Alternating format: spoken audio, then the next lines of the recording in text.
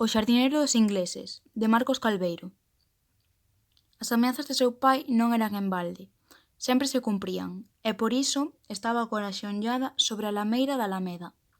Non podía chegar a casa coas mans baleiras. O xardineiro dos ingleses contanos a historia de Delia Cores, unha moza de Vilagarcía de Arousa que se gañaba a vida vendendo verduras no mercado. A súa vida dá un xiro de 360 grados ao coñecer a James e Fritz, dous mariñeiros, o primeiro inglés e o segundo alemán. Os tres agocháronse nun carromato cargado con caixas. Os gardas pasan sen deterse, corricando en dirección ao concello.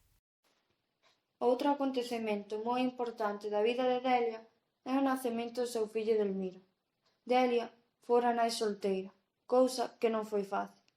Tras moitos meses o barco afundiu, e moi lonxe dali, na parroquia de Cea, a tía Olimpia poñía sobre o peito dunha exhausta Delia Cores o corpiño sanguento do seu fillo Delmiro.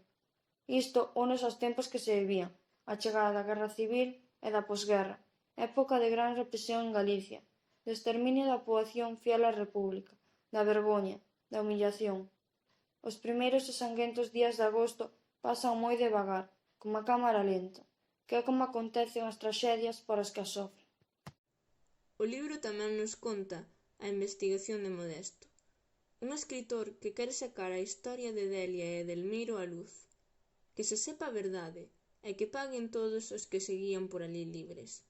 Pero isto se cadra falle descubrir cousas que non lle gustan, e para chegar ao fin de todo isto terá que facer cousas que xamais imaginara. Tiñou todo ante os meus fociños, e non debería precisar nada máis, e moito menos profanar un camposanto. Estaba aquí por Delia, por Edelmiro, por tantos e tantos outros. Estaba aquí por min, polos meus avós, pola miña nai, pola miña familia, polo pasado, polo presente, polo futuro.